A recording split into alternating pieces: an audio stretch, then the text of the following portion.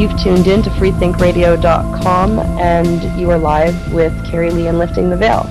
Now today I have a special guest. His name is Dr. Richard Sugg, and he is the author of Mummies, Cannibals, and Vampires. This was something that went spastic all over Facebook with over 1,200 different posts in just a few short days. So I'd like to introduce you to Richard now, and I look forward to a really interesting interview. Richard, how are you? Hello, very well, very well. Better than yourself, I'm sorry to hear. That's okay. I think I'll survive. But thank you so much for coming on the show and agreeing to do this interview. It's garnered a lot of attention that I've seen on Facebook. People are very interested in understanding the fact that the elite and rich and powerful of the world were once dining on human flesh. So I had the good fortune of talking with you on Saturday, and I was hoping that you might fill in some of the good people that are listening to this station right now on a bit about the book and about how you got involved in it to begin with. Yes, certainly. The history of medicinal cannibalism, which is the topic of the book, starts, as far as we know, in the Roman amphitheatres, the Roman gladiatorial contests. So the earliest evidence we have for this kind of thing is epileptics drinking blood in the Roman amphitheatres from a slain or a wounded gladiator.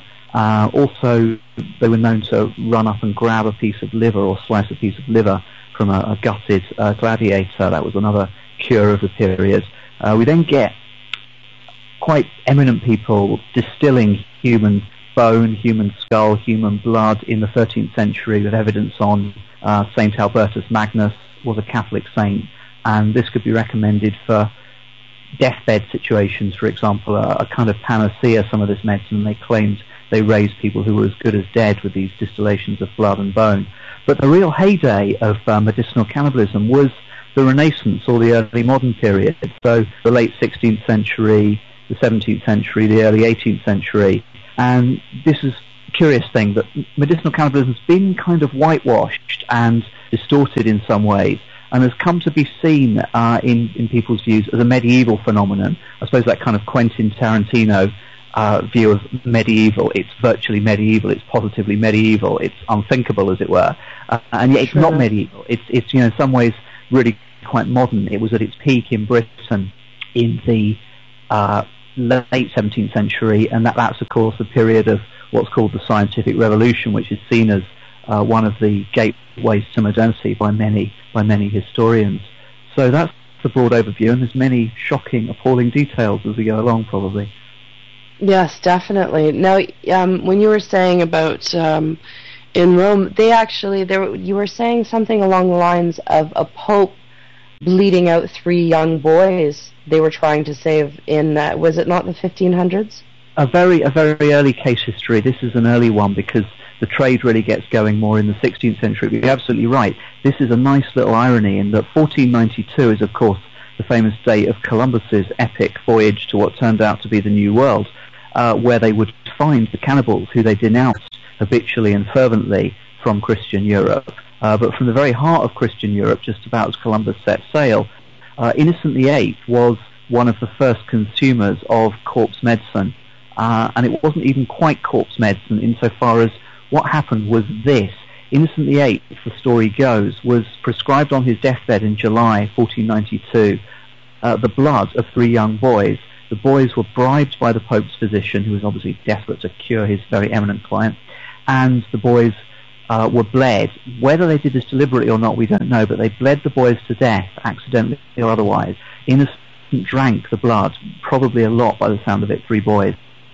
And Innocent himself, perhaps rightly people will agree, died anyway shortly afterwards. But this is the tale that ran about after Innocent's death in Rome in July 1492. It's a tale given by a critic. We have to treat it with that caution in mind. But the history of medicine of the period shows that this was very much consistent with what some doctors were doing. Doctors were using human blood for medicine in this period. A very eminent intellectual of the period, Ficino, quite literally recommended this. He said that if you're old and you need to be irrigated with a youthful and healthful fluid, well, why not try drinking blood from the arm of a healthy young man? They wouldn't die in this case. They'd probably be paid some money. But yes, the first vampires that we know of in the centre of Europe were not strange, arcane Hungarian ghouls. They were very wealthy Christians in the middle of Renaissance Europe. Which is very shocking to a lot of people. Well, I mean, not to many of us in the realm of conspiracy and whatnot, but the idea that they were taking it as the life force, like that the spirit belonged in the blood, correct? That's very much the case. That the soul and the spirit were things that were blurred together in this period, and they believed that blood was closely associated with the soul. Some people certainly did believe, I think, that blood was the soul, essentially. So yes, you could consume a kind of life force that's difficult for us to understand, but it was very much a mingling, a fusion of the spiritual, the metaphysical, and the physical, that you could absorb that physical vitality from the kind of spiritual core of the human being. So yeah, swallowing the soul is a blunt but useful way to remember what's behind some of this theory. Now, a lot of there's been, what brought me to you in the article that I read on your book was the idea that the natives here have a bit of a different, the American Indian has a different, I won't say spin, but idea of the cannibalism that occurred here, that it was actually, the cannibalism was brought here, and that they were taught it by Columbus and his men, and then just got better at it. Can you tell us a little bit more about the idea of the what was going on with the indigenous? Because I think if I'm not mistaken, you had mentioned that on Saturday you had mentioned that it's recently been cast out of a tribe in Africa. Is that not the case? That's broadly right. It's actually South America, in fact, though. One of the most recent examples of cannibalism we know in the 20th century, the 1960s probably, studied by an anthropologist. That was in South America. The tribe's called the Wari, W-A-R-I. And yeah, the Wari practiced what was a less known but quite common form of cannibalism. And this was what's called funerary or consensual cannibalism, where your tribe members all agree on cannibalism being the best way to bury your dead, essentially. They're absolutely appalled and disgusted about the idea of burying your dead in the earth. This is cold, it's polluting, it's lonely, and for various reasons, quite interesting, complex psychological reasons, they get over bereavement by eating their dead. And this is all very sober, pious, religious. It has lots of ceremonial aspects and has a careful kind of ceremony orchestrated around the eating of the dead person. The dead person will very much have wanted to be eaten as they were dying, expect that to happen, and so on. And yeah, this was, I suppose, what people would call victimless crime, if you like. It was arguably a Christian attack on victimless crime, whereby the Christian missionaries and government authorities intruded on the Wari community. Because they were so enclosed, they were very vulnerable to diseases that they'd never encountered before. They became badly sick on encounter with these modern people, and so they were in need of all the medicines that the government and the missionaries would give them. Essentially, it seems they were kind of blackmailed, but if you want these medicines, you stop your religious practices. That's how they would have seen the cannibalism. And so they stopped it for that reason, but there were tribal elders and so forth that were able to tell Beth Conklin, the anthropologist, about all this. So we've got a lot of detail on that case. I'd be curious to understand where this tribe is now in their belief system, and if anything bettered them or not. It'd be interesting to know. I think Beth Conklin's still doing research on this, so I would look at her work for that. But when you talked about the, I recommend it, when you talked about the Europeans bringing cannibalism to the New World, they just about did, and I'll take a couple of moments with to explain a very strange phenomenon. If you were to go to the Bolivian or the Peruvian Andes, i.e. some very, very remote parts of South America, today as we sit here, and you were to trek up into one of these villages, and you could speak the language, there's a good chance you'd be told about something called the Pistaco or the Cari-Lee, depends on whether Bolivia or Peru, but essentially the same thing. And this is a demon, a kind of ghoul, that steals your fat. This steals your fat it does it magically. You won't know it's ever happened. But ever afterwards, when the Pistachio has met you and taken your fat, you will sicken, and there's a very good chance that you'll die. So this Pistachio looks like, to Western eyes, a kind of primitive, backward superstition and so forth. The irony is that the Pistachio probably was bequeathed to the South Americans by the Spanish invaders, who, as you'll perhaps know, treated the natives with what seems to have been astonishing cruelty. The accounts look reliable.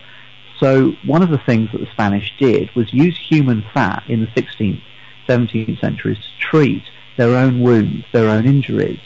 It's actually Spanish commentators who state this for us. It's not Protestant ones.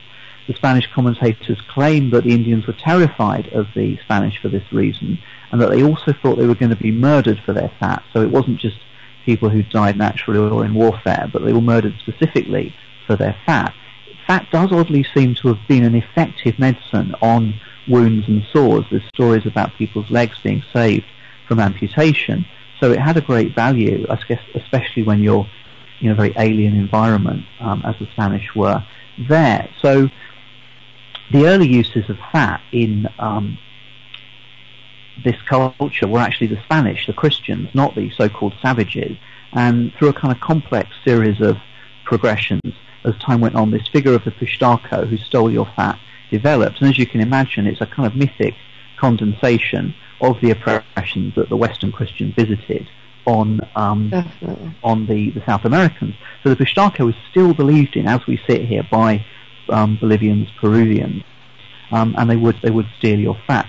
So yeah, they brought a kind of cannibalism to the South Americans, because up into the 1950s they were still themselves following this Spanish medicine and using human fat for sores and wounds and so forth among the native population. But if you looked at that and thought, oh, this is a savage custom, no, they learnt it off the Christians. They learnt it off the Christians very much. It's amazing that I hear the words civilized and savage sounds a little more civilized than civilized does by true definition. Now, it is, isn't it? Was it not true that something just happened recently in Peru along the same lines of the Pistachio? Yeah, this is a bit of a side story in a way, but it's quite recent. It was a few months ago that the Peruvian police claimed that there was a gang called the Pistachios. They were nicknamed after this fat-stealing demon, as it were. And the story suddenly hit the headlines. It exploded across the international press for a couple of days. But yeah, this gang had been luring people to lonely places with promises of work. It had been murdering them solely for their fat.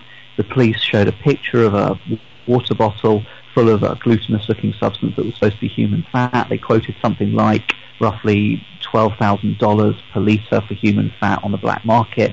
So there's an international black market in human fat. We suddenly find this is going from one of the poorer countries of the world into European cosmetics, pharmaceutical companies for skin creams for the very rich. So you can see a kind of stark, bewildering political web of inequality at stake here.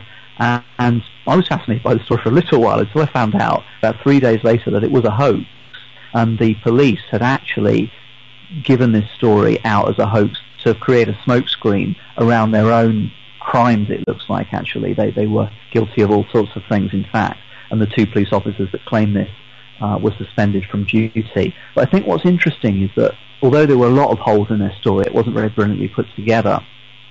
In picking on this idea of the Pistachio, they were appealing to still quite deep-rooted feelings amongst people in those countries that there's nothing that these powers in Europe won't do to you. Look what they did to us under the Spanish, and look at the kind of inequality we still suffer. And the myth made a certain sense there in a way that it wouldn't, I think, in other places.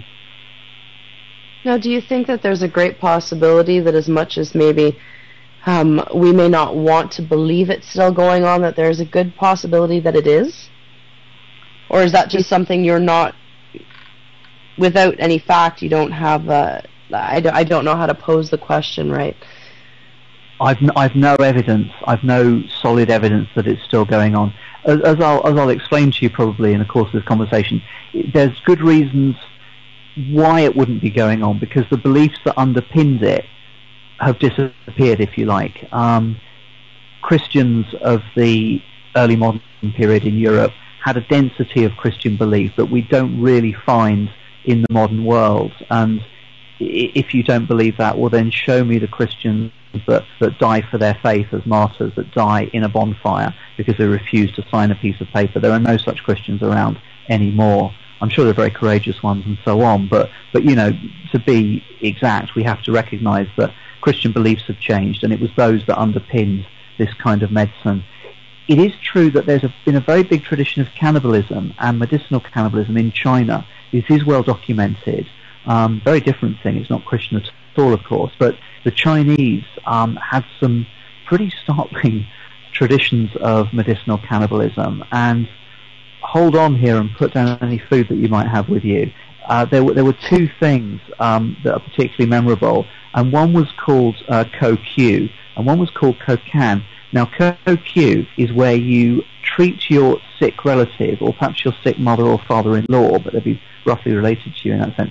You treat them, your aging relative, by slicing off a piece of your arm or thigh, mixing it into a soup, and feeding this to your sick relative. Interestingly, they're not usually told what they're being given, but the cures are claimed. The cures happen in these cases. Now, if you're asked to give Ko-Q or Ko-Can to your aging mother-in-law, I would recommend that you choose Ko-Q. And it doesn't sound nice, but Ko-Can is this, that you cut out a piece of your own liver. You open yourself up with a knife, you cut out your own liver, and this is quite hard work. You've got to get through the ribs, you've got to find where your liver is, you've got to not faint in the process, but there are well-documented cases of this happening. People don't necessarily die, they probably do in some cases, but the liver can regenerate from about 20% of its original mass, apparently. So yes, Ko-Can is a memorable cure from China, and Chinese cannibalism did carry on pretty late in terms of, say, aggressive cannibalism. There were pretty serious instances of violent revenge cannibalism in the 1960s in China, it seems. So, you know, with a very, very cautious, I don't have the direct evidence. If it's lingered on anywhere, then China would be a place where it would linger on late, I think. And plus, in today's society, it's not something that anybody would greatly cop to anyway. Sorry, not something that people would say, yes, indeed, we're still practicing this type of cannibalism. It's not something that would be accepted, so no one would really want to come out and say anything about it. I see what you mean, absolutely no. And the Chinese particularly have been very, very cagey about the revenge cannibalism that went on. The person who exposed this, the academic who exposed this cannibalism in the 1960s, was a pretty staggering incident. He was exiled from China for that. You're absolutely right. Okay, so please continue. Talk a bit more about the book. I'd like you to take it where you'd like to take it, and share with us what you think would be most interesting. Well, I suppose a very basic point is that, as we touched on briefly, the main kind of thing that people think about cannibalism, naked savages, half-naked savages in Canada, in South America, etc., kind of wildly orgiastic scenes of them eating human flesh and so forth. These are godless people, barbaric people, and so forth. And it was about the worst thing you could say about anybody was to call them a cannibal, to liken them to a cannibal, to say not even the cannibals would do this, and so forth. And my feeling is that arguably the real cannibals were the Europeans, that there's a very basic taboo here, and there's a very basic kind of cultural struggle going on to label people as cannibals. And surely the people who expended staggering amounts of money, organisation, science, transport networks and so forth on this phenomenon for well over 200 years, these were the real cannibals, in fact, rather than the Americans. Shall I give you some names? We've got some big names that I could pick out here. Yes, please. Okay, well, going back early in the English period, we've got John Bannister, a very important figure in the history of surgery. He's the surgeon to Queen Elizabeth I, so very eminent, as you can imagine. He recommends this for wounds, for bruising, and he's very much in keeping with the European tradition at this time. The French king, Francis I, a little bit earlier, I think he died in 1547, but Francis I was said to have carried mummy around with him in his purse, at all times in case of an accident. It was the first and last medicine for bruising, is how one surgeon described it. This surgeon's name was Ambroise Paré. He's a big figure in the history of French surgeon, Ambroise Paré, and he treated a French gentleman called Christophe des Ursins in 1580 for a fall from his horse.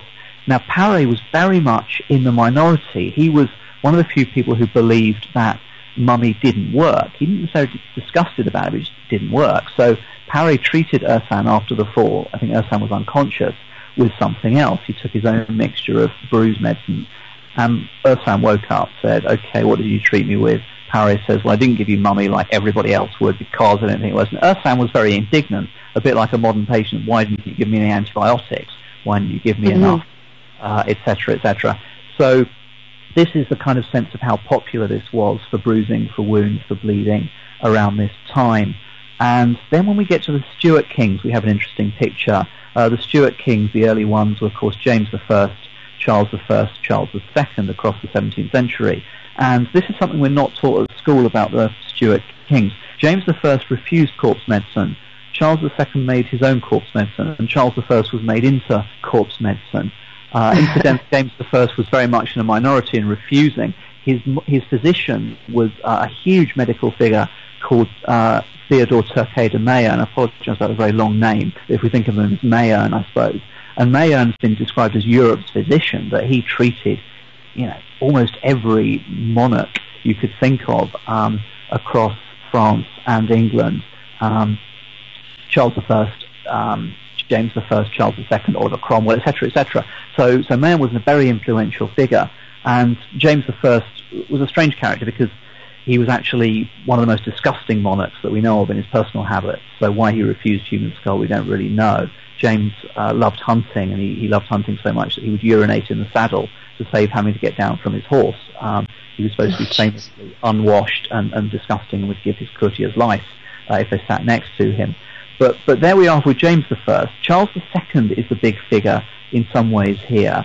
I'll come back to Charles I in a moment when we talk about blood a bit more. But Charles II bought a recipe in around the 1670s, perhaps, from an eminent chemist in London called Goddard. And Goddard had a distillation of human skull. His recipe was for this distillation of human skull. So you imagine shaving human skull with a cheese grater on the top. You get some powder off it, some sort of flaking filings of skull. You then distill that powder into a liquid, and this spirit of skull was what Charles bought the recipe for. Now, he became so closely associated with this that it became known as the King's Drops. So being called Goddard's Drops, it became the King's Drop. He made it himself, Charles, in his own laboratory. It seems to have been his first medicine of choice when he was feeling sick. It was in 1685 that Charles died, and on 2nd of February he woke up, quote, feeling ghastly after a hard night of drinking, gambling and women, from what we hear. And he never recovered. He went to bed, his surgeons took an emergency council, it was all hands on deck, and among other things, the surgeons gave him massive doses of this spirit of skull, the King's Drops, for convulsions. They didn't succeed, he died a few days later. Interestingly, the history books, and this is another thing that's very much interesting about this research, as I say, there's been a bit of a whitewash that people don't really seem to want to remember this. Medical historians perhaps don't even want you to know about it. And apart from saying that it's medieval, they try to deny that it happened. They present Charles II as an absolute kind of case study of someone murdered by his own physician, murdered by the madness of superstitious backward medicine. So if you look at an account of Charles's deathbed, there's a good chance that you'll see Charles lying there prone, helpless, while his physicians forced the spirit of skull down his throat.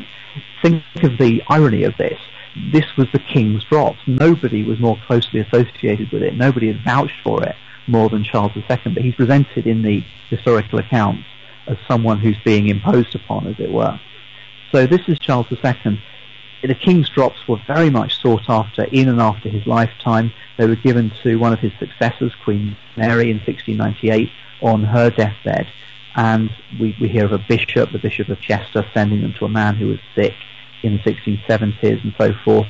We know of a gentlewoman called Anne Dormer, who was very depressed. She had a miserable marriage. She hated her husband, and she drank chocolate and spirit of skull to cheer herself up. It seems to be used as a kind of antidepressant also. Another strange thing that was done with the King's Drops was done by Charles's secretary, was a character called William Chiffinch. Chiffinch has been forgotten by now. He was quite a colourful character. He effectively pimped for Charles II, for example. It was Charles who fetched the three women in whose arms, Chiffinch who fetched the three women in whose arms Charles could be found the night before he went on his deathbed, basically. And Chiffinch used to spy for Charles, and he did this by getting courtiers drunk, so that courtiers are obviously cagey about telling secrets when they're sober. When Chiffinch got them drunk, they'd blab things out, and Chiffinch would go and tell Charles what they'd said.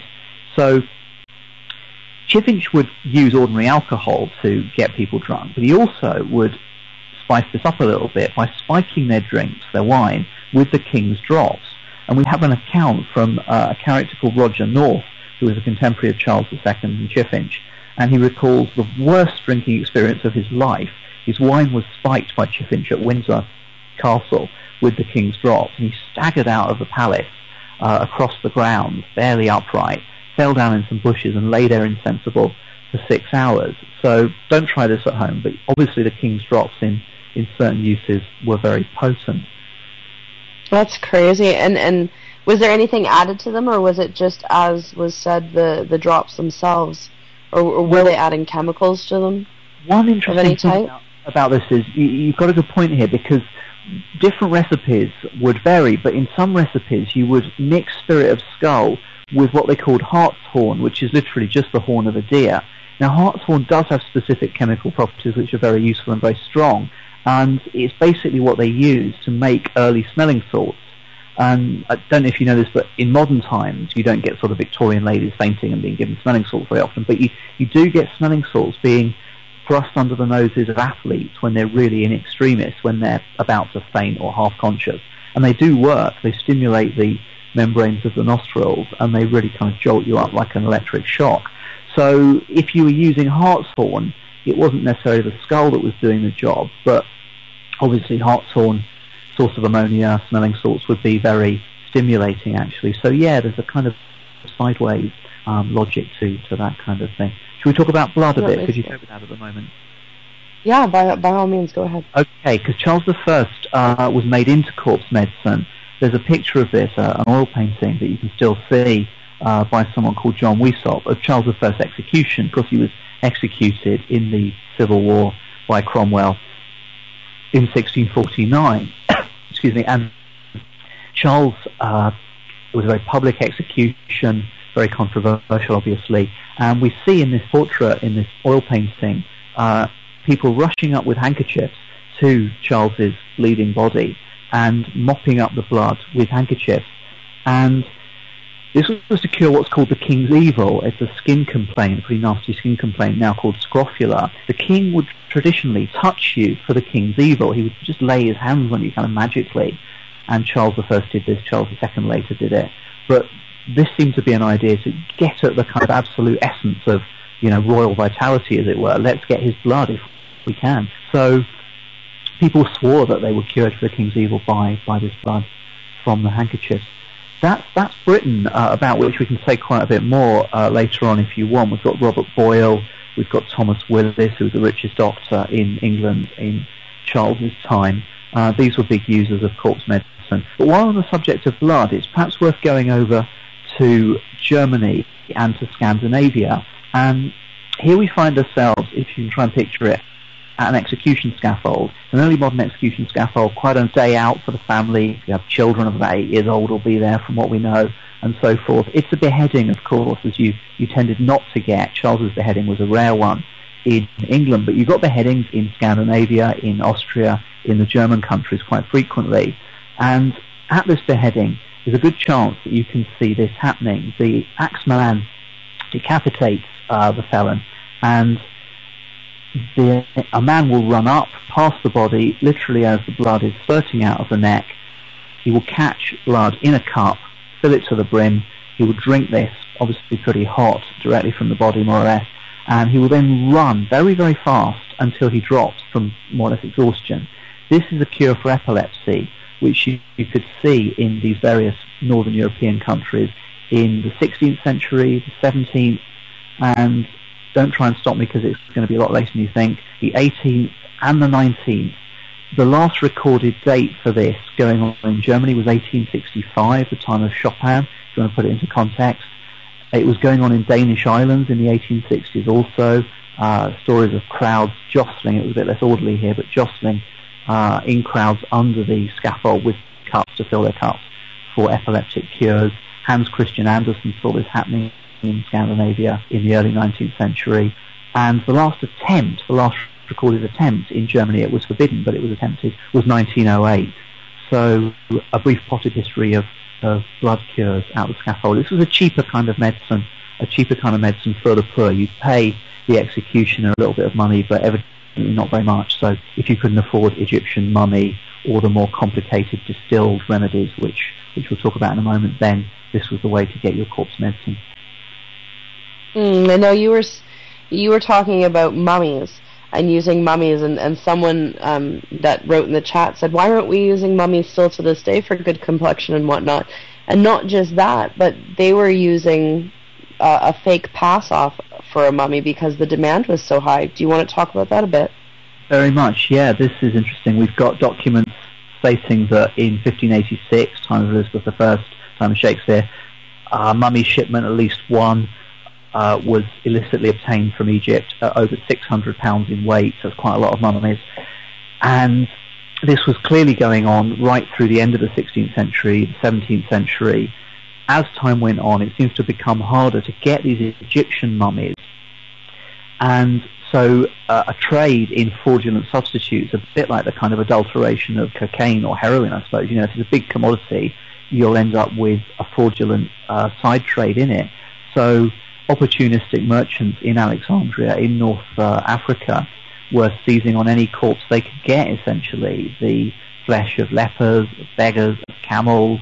It was baked up in ovens, it was spiced, it was mixed with the kind of embalming ingredients that you'd expect in a real Egyptian mummy, and then it was passed off as the real thing. And certainly people became aware that the serious medics and surgeons warned you against getting this fraudulent substitute. And we do know, actually, that there's some interesting research suggests, in fact, I think even the Egyptian mummies, but certainly the fraudulent ones, could have actually passed on disease. They could carry disease microbes for quite a long time. So ironically, you could be catching a disease rather than curing one with this kind of thing. But yeah, the fraudulent substitutes show us that there was a massive demand for this, that the rich could afford this kind of thing, and that demand couldn't easily be satisfied by plundering the pyramids, as it were. It's almost amazing that there's any mummies left in the museums. Well, that's right. I mean, they started becoming artifacts really only about the time of Charles II, and then you could see a mummy on display in a house, or Charles II was given a mummy, I think, by somebody, and so forth. But yeah, a lot of them have been swallowed before that time, and really just irreverently hacked to bits, broken up into bits, So yeah, this is the Egyptian mummies, but the big question at this time was not really should you eat people for medicine, it was what sort of person should you eat for medicine. So you've got your Egyptian mummy. Obviously that had a kind of aura of the sacred, of wonder about it. How had this body survived for 3,000 years? Bear in mind that under the Christian belief system, the world itself was only 6,000 years old at this time. So Egyptian mummies were about half as old as time. They generated naturally a lot of reverence. You also, however, had a more modern form of mummy, and this was called a mummy. People were drowned by sandstorms in the North African deserts, not infrequently, when they were making trading journeys. They were just overwhelmed by sandstorms, or they just got lost and they just died. Because of the atmosphere, their bodies seemed to naturally mummify, didn't putrefy, were very dry, were very light. And these white mummies, this is the term for them, white mummies, as Egyptian mummies tend to be dark or black, were used also. And some people said, no, they don't work. Some people said, yes, this is valid medicine. So it was quite possible that a trader you'd seen at the bazaar one day was somebody you were swallowing a few weeks later if he'd had bad luck in a sandstorm. But the real split in terms of what sort of body should you eat is, should you eat a mummified body, a fairly dry body, or should you eat a very fresh corpse? And a big medical schism arose in the 17th century where the modern medics, as it were, these were the modern thinkers, and they were very scientific in lots of ways. They said, yeah, you should eat the freshest corpse you can get hold of, and they recommended this: the cadaver of a reddish man, because in such a man the blood is believed lighter, and so the flesh is better, whole, fresh without blemish, of around 24 years of age, dead of a violent death, not of illness, exposed to the moon's rays for one day and night, but with a clear sky. You should then cut the muscular flesh of this man and sprinkle it with powder of myrrh and at least a little bit of aloe, then soak it, making it tender, finally hanging the pieces in a very dry and shady place until they dry out. Then it comes to resemble smoked cured meat, and you'll be pleased to hear, without any stench. Finally, and be warned about this, because if anyone offers you a most red tincture to swallow, and it looks quite pleasant and easy to swallow, you'd have to chew it. Well, it was a most red tincture that you extracted from this whole seemingly very visceral mass of this fresh corpse. Simply get a fluid and you swallow it down. It could be used on deathbeds again. It could be used for plague, and you might think quite hard in 1666 before refusing medicine for plague, of course. So this was the new form of mummy, a body of a criminal, say, a body of a man who was killed in warfare. These bodies were hanging around literally on gibbets in this period. And the big medical reformer who was responsible for this was a character called Paracelsus, huge figure in the history of medicine, very big character, actually very colourful. And Paracelsus said this about human bodies in this medical context, said if any physician knew the value of this kind of mummy, called this mummy also, if any physician knew the value of this, no body would be left on a gibbet for more than 3 days. So very big impetus to plunder these bodies, which were a medical commodity, among other things.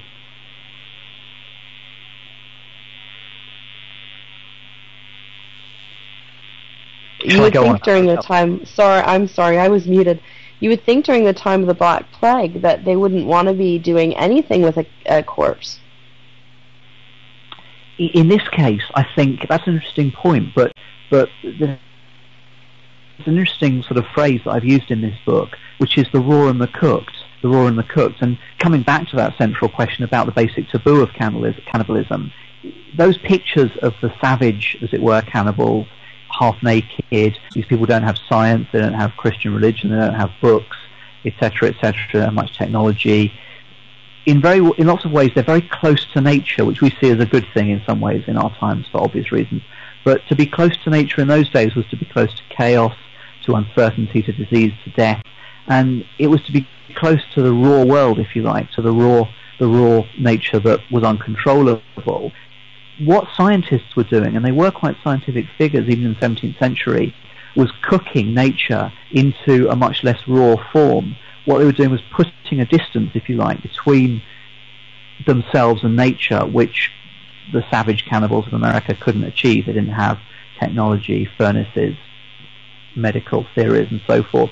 So in that recipe, as I've given it briefly, you can still see that quite a lot of processing is going on.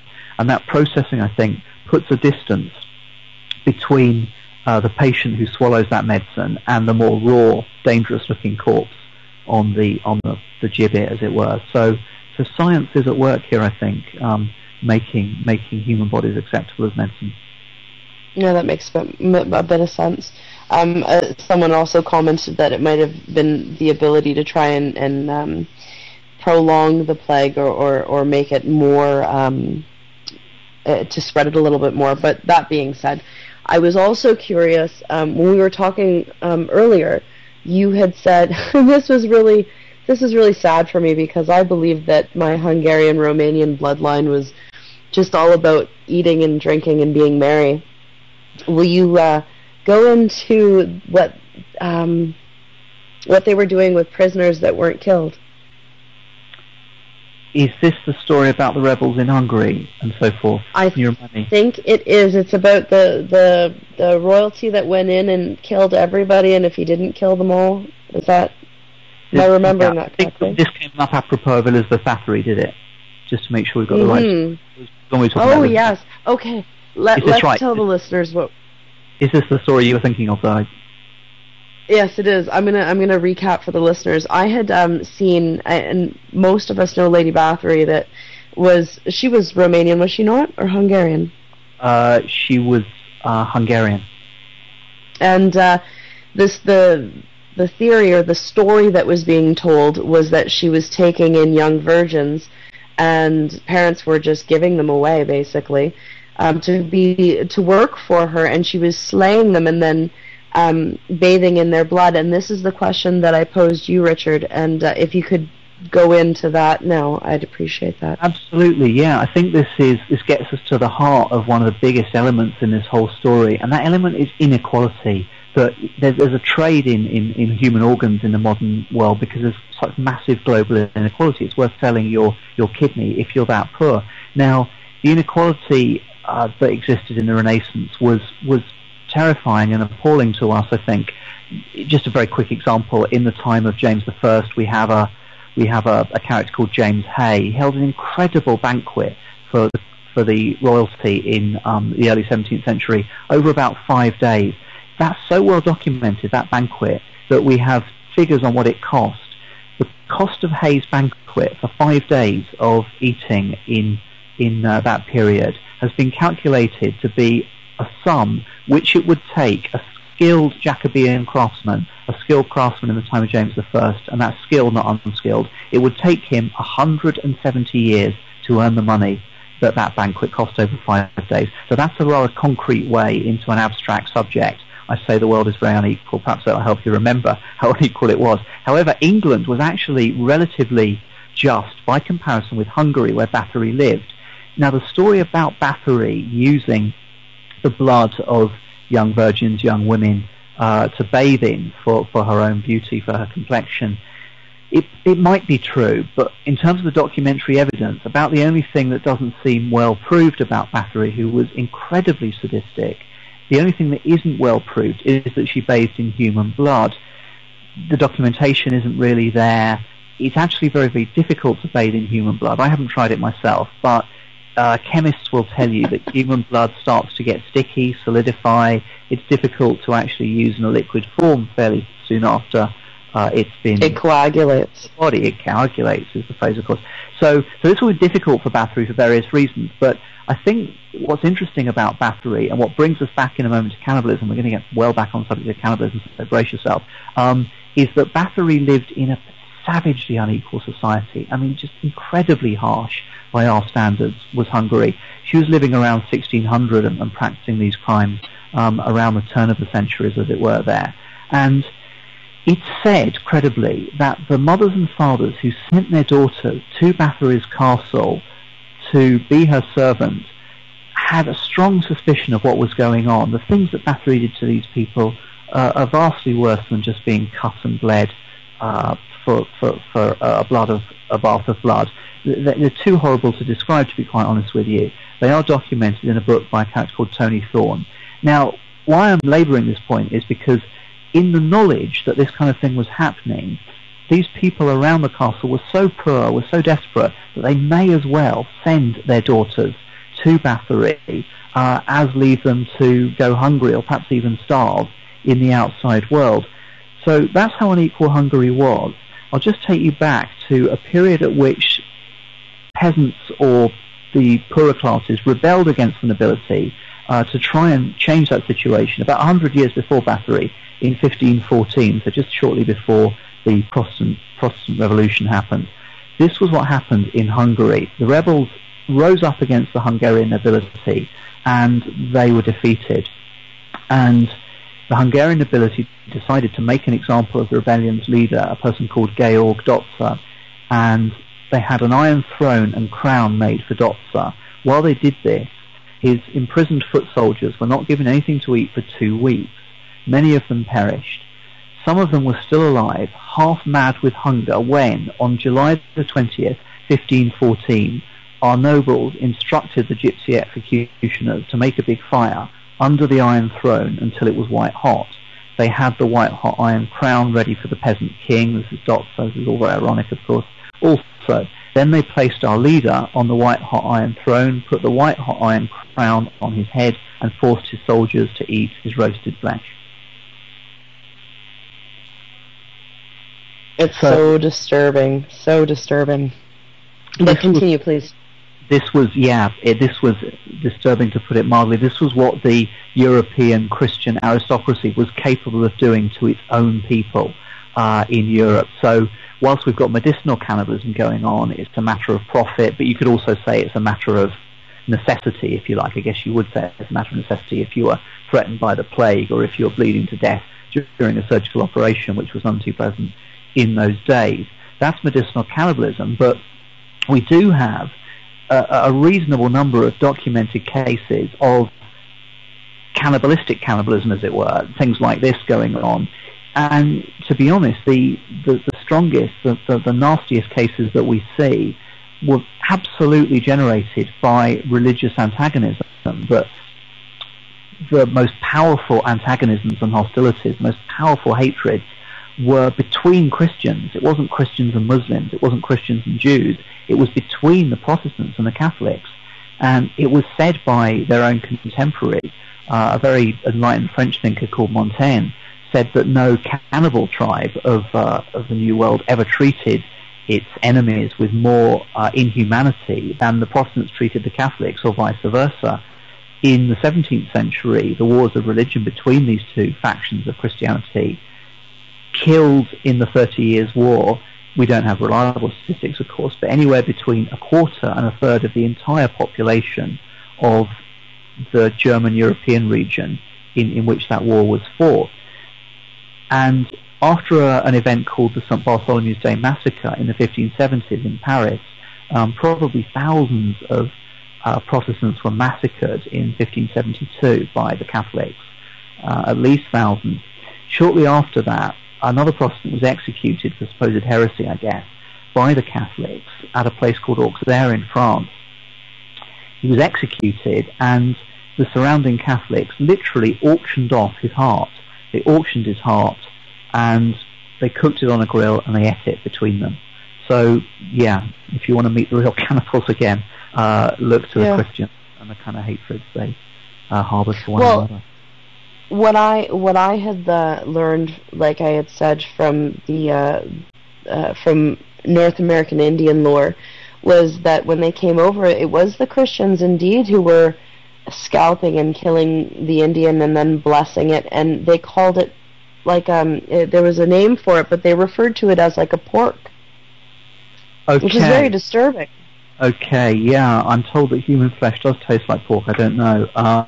But yeah, that animalistic kind of labelling, I see what you mean. I mean, certainly compared to what the South American natives suffered from the Spanish, the accounts of the atrocities, they're described as a genocide by many, and the accounts come from Spanish commentators. They don't just come from Protestants who are trying to slur the Spanish. They're given by Spaniards. These were horrible and atrocious. They roasted people on slow fires. They brained the natives' children. They betrayed them after they declared an amnesty and so forth. They massacred perhaps millions of people, it's said, in South America. And coming back to human body parts and so forth, and the human fat tales that we talked about, Cortez, who's a pretty famous Mexican conqueror from Spain, Cortez was said to have used human fat to cork up his boats when he ran out of ordinary pitch. This was how cheap a human life was, and it was how routine a substance human fat was, evidently, by the time of Cortez. So, yes, I could well believe the stories about the North. Yeah. No, it's not surprising to know that it was a worldwide epidemic almost. Now, as far as there was something, the skulls from Ireland. Can you get into that a bit? Let's talk about this. This is a big subject. The Irish have been very interested in this in the last few days, and not surprisingly, yes, the human skull was a form of medicine, as we've seen. If you distill the powder of it, it was also, and you can see this on the cover of the book. I don't know if this is available online at the moment, but you can see the cover of the book on Amazon. And my cover is a portrait of a man called John Tredescan. I'm not very much interested in Tredescan. I'm interested in the skull, which is featured in the painting. And on the skull you can see moss. Apparently moss grows on a human skull if you leave it unburied long enough. Robert Boyle, among other people, swore that moss of the human skull was a wonderful cure for bleeding. He cured his own nosebleeds. This is Robert Boyle, the father of chemistry, one summer. And lots of other people were using moss of the human skull to either put up their nose for a nosebleed or sprinkle on a serious wound as a powder. Incidentally, don't try it at home or anything, but apparently powders, any sort of powder on a wound causes coagulation. So they had reason to believe that powdered, moss of the human skull did work. Where did they get these skulls? Where did they get these skulls with moss on them? Well, to get a skull with moss on, ideally you need it to be unburied. And Francis Bacon, who was the father of science as opposed to the father of chemistry, Francis Bacon, who died in 1626, sometime before his death, Bacon said, well, here's a recipe that wants human skull and moss of the skull. I'm not sure that the recipe works actually, but if you want some moss of the skull, human skull, there's heaps of slain bodies lying about in Ireland. There certainly were by the time that Bacon was writing. Bacon probably knew this from the Earl of Essex, who was a friend who fought in Ireland, who'd been there in the 1590s.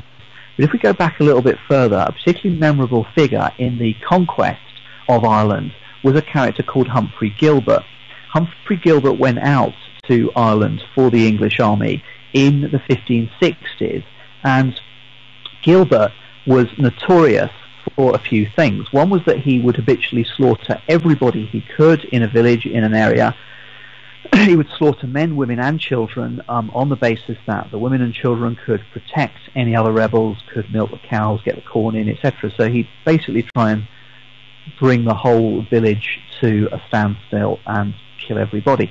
You can see, therefore, why there were heaps of slain bodies lying about. There was nobody left to bury the bodies in this kind of context. Gilbert is also memorable for this.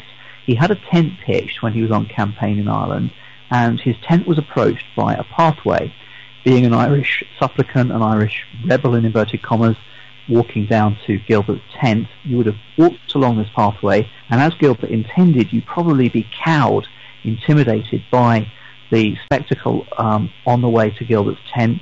The pathway, made of human heads on either side of the tent, was composed of the heads of Irish, in quote, rebels who'd been slain perhaps that day, the day before. So, seen by one Irish journalist I talked to recently as perhaps the Pol Pot of his generation, this was Humphrey Gilbert. As time went on, after Gilbert's time, there remained a bounty on human heads. If you got the right human head of one of your Irish fellows, you could betray somebody, just bring their head to the English, they would pay you for this head. This was obviously a tactic of terror and warfare on the part of the English.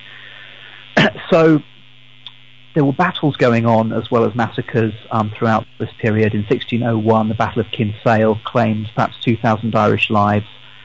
Things get interesting when we get into the time of Cromwell and the Civil War in England. Just before the English Civil War, in 1641, the Irish themselves rose up against their Protestant oppressors and did actually massacre a substantial number of the Protestant occupiers. They killed perhaps 10,000 Protestant settlers in an outbreak of violence around Ulster in 1641.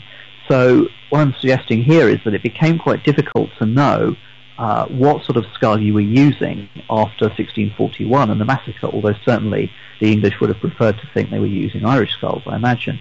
So this is a big commodity, as you can imagine. Just, kind of make your way slowly up the social pyramid, if you like, clamber up the social pyramid from the Irish peasant who was murdered by Gilbert in the 1560s, whose skull lay about with moss growing on it as time went on, whose skull was shipped over to Europe in the 17th century, and whose skull possibly, I can't swear to this as you can imagine because skulls are quite anonymous, but the skull was worth about 8 to 11 shillings in those days, and we know that a lot of skulls probably passed into the hands of Charles II.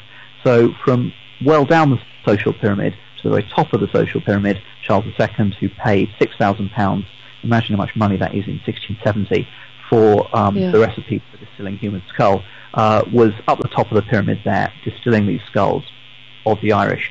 Now, corpse medicine, I can talk about this briefly if we get a moment, started to fade away among the educated, and only among the educated, in the mid-18th century, around the time of Dr. Johnson. But nevertheless, in the 1730s, shortly before Johnson's famous dictionary, and on into the 1770s, if you looked at customs books, that is simply lists of commodities that merchants would ship, and the customs duties on those commodities, you could see a little entry, cranium humanum, undersea. Cranium humanum means human skull, of course, and 1 shilling per head, as it were. 1 shilling per head. There was actually an export duty on human skulls. They were routinely shipped from Ireland into England. You would see human skulls still in the middle of the 18th century. You could see them in a chemist's window, skull with moss on it, and you pay good money for it, for medicine.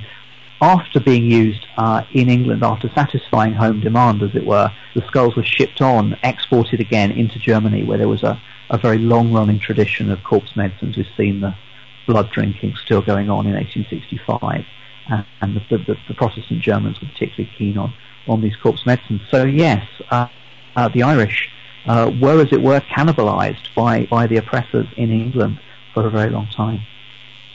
It's really not surprising to me, because it kind of goes hand in hand with the story of the Celt being of tribal lineage far, far back beyond the time period that you're looking at. Before that, it was very much a tribal region. So the idea of it just kind of all fits into the theories running rampant in my head right now. Yeah, I mean, ironically, if you looked at histories of Ireland, they would tell you that the ancient Irish were cannibals, the ancient Irish drank the blood of their enemies, and so forth. And there was no cannibal like a rich Englishman, I'm afraid, at this time. He was the one who had the money for it. He was the one who had access to the science and so forth, and the Irish just couldn't compete, really. That's just amazing. Now, we have 3 minutes left. As you said, you're only available for an hour today.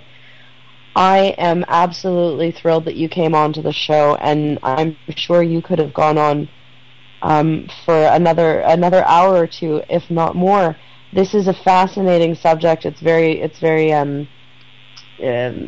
uncomfortable to some extent, and grotesque and whatnot. But it is it leaves a lot more questions, I would think. Yes, absolutely. I can talk very briefly, very briefly, just about when it ended and why, if you like. If there is interest in this beyond, perhaps I can come back later on, but it's been lovely to talk about it now, and it's been nice talking about it across the weekend. It seems to have ended among the educated around the middle of the 18th century. If you ask the right physician, and if you're a fashionable Chelsea physician, they would still give you human skull at the end of the 18th century, so getting on for 1800, you could still get human skull for various complaints. There was a turn against it from the mid-18th century, as I say, but what's interesting about this to me is that it wasn't really medical ethics. Medical ethics often isn't as powerful as it ought to be if you look at the way that pharmaceutical companies monopolize very desperately needed drugs as regards the African populations and so forth. Medical ethics doesn't do as much as it should. Medical ethics wasn't really what stopped or started the opposition to medicinal cannibalism around 1750.